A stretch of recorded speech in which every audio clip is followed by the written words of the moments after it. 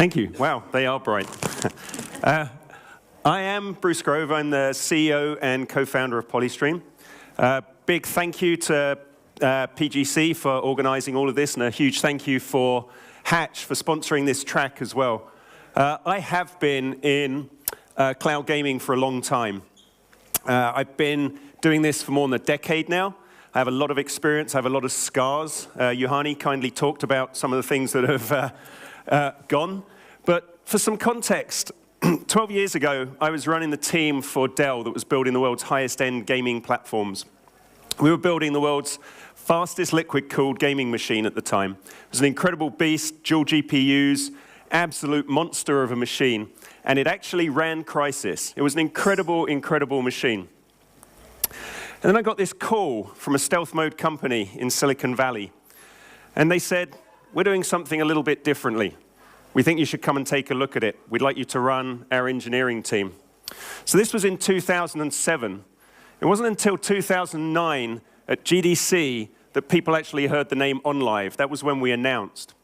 But in 2007, in a tiny little office in Palo Alto, I was shown a little business laptop, a Dell business laptop, and it was running Crysis. Now, I'd just built the world's fastest gaming computer, and here was this crappy little laptop running Crysis. I'm sitting there thinking, yeah, this really does change everything. This is terrifying. What does this mean? What does it mean to actually put all of these games in the cloud and just completely get rid of the idea that we ever need to buy those big gaming rigs again, that we ever need to buy consoles again? So there was a huge amount of hype as a result of all of this. OnLive was a real-life unicorn. At our peak, we were valued at $1.8 billion. It was massive. We were the stars everywhere. You walked to the gaming shows. Everyone was talking about cloud gaming. We launched in 2010 at E3, and then the roller coaster really started. It wasn't just us at the time. There were a lot of companies chasing this big dream. We talked about Gaikai a moment ago. We've talked about some of the others that have come along and gone. And one of the things that's common with all of these companies, you'll notice their names are no longer in the public domain. They've all gone. They're all part of the first generation of cloud gaming that was pushing really hard to try and deliver something that everyone thought was impossible. All of these companies exited in some form. Acqui-hires, front page of VentureBeat for all the wrong reasons, bought by Sony. But at the end of it, none of them really delivered on the dream of cloud gaming. And there was a lot of people talking about what they thought that was. Why were we not delivering? Lag was something that kept coming up. Latency, video quality, it's always, always, always about the lag. Well, if you go back a decade ago and we talk about lag, it starts with your controller. Now, back then, an Xbox controller was around 30 milliseconds. Now, most controllers, they're using the latest forms of Bluetooth or something thereof, and they're around about 4 milliseconds. Lag's almost gone away. Interestingly, mobile, funnily enough, has a lot more lag still on the screen, but it's something that's just being driven down. The game pipeline is actually one of the biggest chunks of latency. Depending how much you've got in your frame buffer, depending on your frame rate, you could be running up as high as 96 milliseconds. 32, you're really running a very fast game, you've got a very fast frame rate, and you're really pushing things through that frame. Your video encoder, the piece that you're using to compress that game in the cloud to turn it into video to ship down, is actually very efficient. Even back at OnLive, our video encoder was only 8 milliseconds. Then we have our ISP and internet. We talked a little bit about 5G. 5G talking about 5 to 10 milliseconds. Depending on what kind of internet you're on, cable, DSL, fiber, if you're going to ping to the local resources, the local servers and data centers, you're going to typically be within the 20 to 30 millisecond range. And then you decode that video again, 4 milliseconds. And then you output it onto your display. Now, most of you will have TVs. Some of you may have gone through your TV settings and found this thing called game mode. I guarantee very few of you actually know what game mode does, because it doesn't actually do the same thing for all TVs. Some TVs, it turns off all of the magical pre-processing, it turns off all of the filtering, and that's awesome, and it brings your display down to around about 30 to 40 milliseconds. Some of them just crank the brightness and the contrast up, and your display will still be at 100 milliseconds. So by the time you look at all of this, we've got a round trip of around about 180 milliseconds typically. And you'll notice in the middle, only a tiny bit of that really is being added on by your encoding and your internet. Polystream isn't actually putting GPUs into the cloud. So we address a tiny little bit of that in reality. We still have a controller, we still have a game pipeline. What we're doing running on the server actually happens in sub-millisecond timeframes. We still have ISP and internet to deal with. And then back on your client, we're running sub-millisecond. We'll talk a little bit about how we're doing that in a moment. And then we still have the display. So even if we solve for encode and decode, and we bring our latency down to 5 milliseconds in the network, it's our displays and our pipelines and our inputs that are really the big thing that is causing our problem. So what did cause all the problems for all those cloud gaming companies a decade ago? Well, it's not the network, it's not the lag, because the lag is really, we're talking about adding an extra 20 to 30 milliseconds. It's not the quality. We can deliver 4K if we want to. It was the cost. It was the absolute crushing cost of filling the cloud with GPUs to stream your games. If you've heard of PlayStation Now, or you've tried PlayStation Now, and you've streamed a game to your PlayStation, you're doing that by connecting to a PlayStation 3 in a rack. Now think about that for a second. 10,000 players all want to play at once. Now I need 10,000 PlayStation 3s in racks to connect to my PlayStation 3. This isn't really how we want to build the cloud, is it? It's really expensive, and if you're going to run high-end games, you need a high-end game machine to do that. You can't suddenly magically get away from that. So we still need these big computers to do it. Go to somewhere like Amazon to get one of those big computers, and you're looking at around about $1.30 per hour per user to stream your game. How do you build a platform off of something like that? The cloud's meant to be elastic. It is meant to be about using resources where you need them, when you need them. If I go and try and get an NVIDIA grid card, and we did this, we called up one of the world's largest data center suppliers, one of the largest cloud providers, you would know their name, and we said, we'd like to run 100 concurrent streams in Europe. 100. Not 10,000, not 1 million like PUBG is currently running, just 100. And they said, we can give you 52. 52 concurrent streams from the 4th largest cloud provider, depending which day of the week it is. They said, if you want to run 100, we'll ship over some more grid cards from the US. But you're going to have to commit to them for a year. It's not really elastic, is it? It's not really the cloud we want to know and love. So as a result, you don't have very many of these. And latency is still a factor of distance. If I want to get to someone in Perth, they're 3,000 kilometers away from the nearest NVIDIA grid card. That's too far to stream. I want my cloud to be everywhere. I want the big numbers. I want to be able to run the PUBGs. I want to be able to run the Fortnites. And I want to be able to reach globally, because that's what the cloud is supposed to be.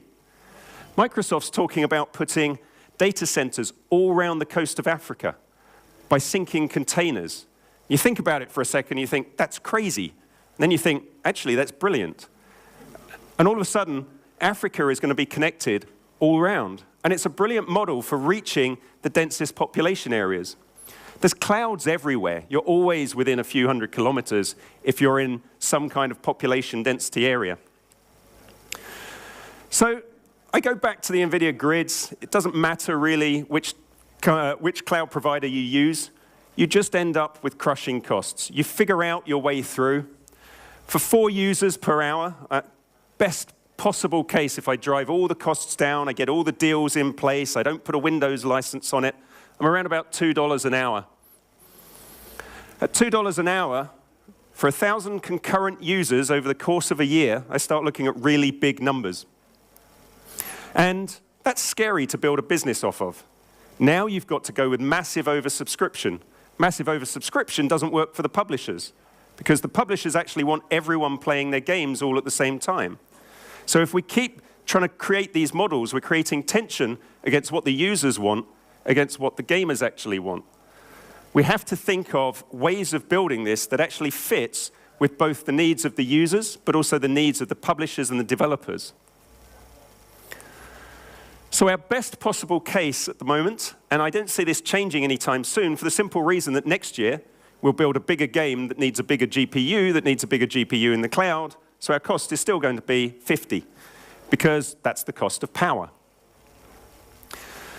With Polystream, we figured out the world looks different now. We have intelligent cloud, we have intelligent edge, we have intelligent devices. Every one of you has a GPU in your pocket. You have smart TVs with GPUs on it. Your PC has a GPU on it. So why do we keep trying to shove the whole thing into the cloud? Why don't we start abstracting the problem and using the cloud for where it's best? Use the cloud for the compute. Use your device for its drawing. If you want to draw 4K, draw 4K. If you want to draw to a headset, draw to a headset. 4 users per hour, $2. 32 users per hour today for $1.18 at 4K. And all of a sudden, our costs are crashing through the floor. And we've got years of optimization to go ahead of us. Oh, just go back one, sorry. We're already at 3 cents per user per hour. It's because we're thinking about the fabric. We're thinking about the fact that 5G is going to take you straight onto the backbone of the internet. We're thinking about the fact that CDNs are going to get faster. We're thinking about the fact that we can develop the cloud to work with our devices and work in harmony. Intelligent cloud, intelligent edge is what Microsoft calls it. And that's what we believe in. We have a global cloud infrastructure of 386 based at the end of 2017. That was the public Cisco report. We already know that's gone north of 400. A hyperscale data center is where you have hundreds of VMs, hundreds of thousands of VMs. And they're all over the world. We're no longer restricted to just where can I find a grid card. We go wherever those clouds are. The problem with streaming was always about cost, reach, and scale. It started with the cost, which meant we couldn't build out at scale, which meant we couldn't reach many people. And that was the thing that kept coming back to the early pioneers in cloud gaming. High cost, limited reach, no scale. We don't want to do this for hundreds of concurrent users. We want to do this for millions of concurrent users in the same way that we do with YouTube, that we do with Netflix, that we do with Twitch.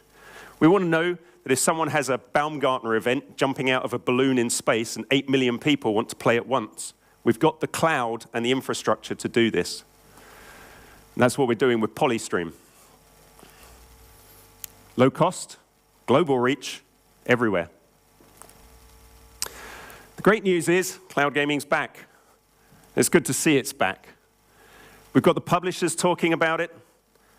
We've got the platforms talking about it. Every one of these platforms is either doing something right now or talking about doing something very soon. We've got new people come back. We're seeing new companies. We've just talked about Hatch sponsoring this. We've got Antstream doing retro gaming. We've got Shadow. We've got NVIDIA building a solution, but it means it's back. And people are looking at it again, and they're thinking about it differently because the technology is now there to support it. We've also got people using the cloud differently. Spatial OS building giant game engines, thinking about infinite size worlds. CloudGene thinking about how do you use the cloud for physics. How do you take parts of your game, not necessarily all of your game, and put it into the cloud. GenVid talking about Esports, and how do you change the viewer perspective? We talked a little bit, we asked the question about spectating. What does it mean to actually have TV production-like controls over your views? OTOY with rendering. So the cloud is now going mainstream. It's part of what we're doing, but it's not just about delivering the game. It's about the experience the game can now have. And at the middle of all of that, we have Polystream. We're a B2B. We're here to help enable all of these platforms deliver the next generation of cloud gaming. We believe that we now can deliver on the promise of 4K. We can deliver any of these games to anywhere, and we can do that from any cloud. Thank you.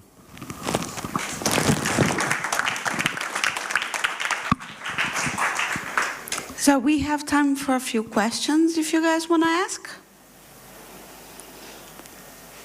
And she waved her hand, I thought it was a question. Yes, just a second.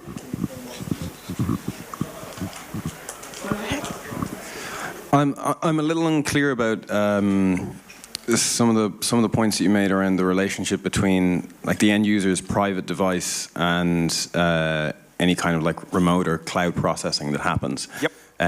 Could you go into that in a little bit more detail? Sure. You mean from Polystream's perspective? Yeah. Or well, yep. Whatever works, I guess. Yep. So in generation 1 of cloud gaming, we looked at it as a problem of how do you put the cloud. You put the entire game machine into the cloud, and then we would turn that into video, and we would ship it down as video. And that's a very nice solution. It works. It's just very expensive, and it doesn't scale very well. The world has changed in the last 10, 15 years, thanks to the iPhone and thanks to the ubiquity of basically 3D everywhere. All our devices now support great graphics. I have a phone in my pocket that can do 4K. We have great smart TVs now. Everything has a good graphics drawing device in it. So what we're looking to do is start using the strengths of all of those devices.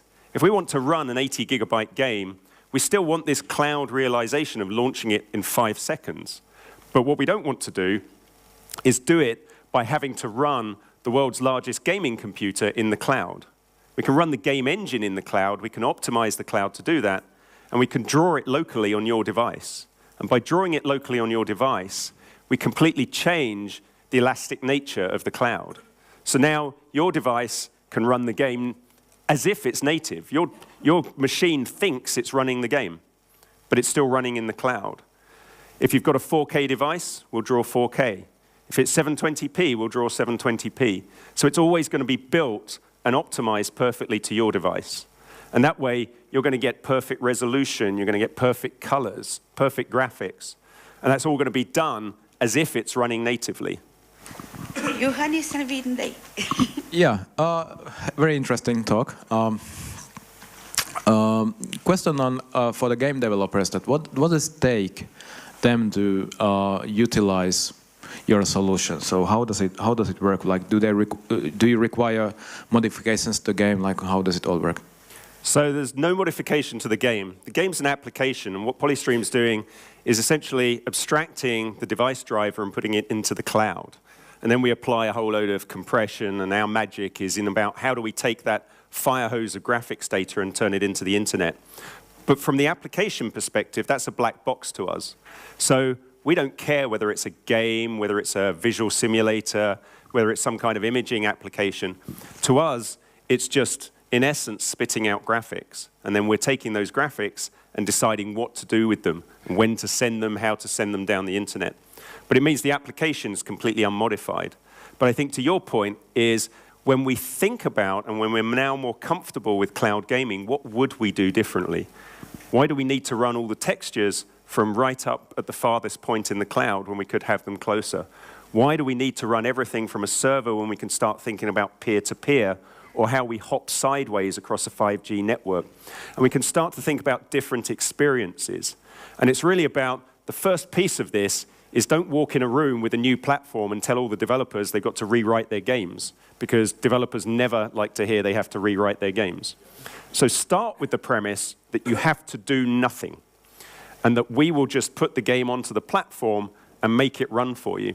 And from that, then once people are happy with what they're seeing, what they're getting, the experience is right, now the smart marketing people, the smart product people can go, hold on a second, we can do something completely different here.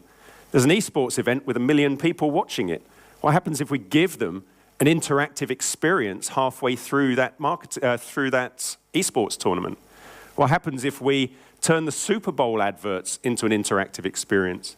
We can now start to think differently about what instant means and what it is to deliver those games.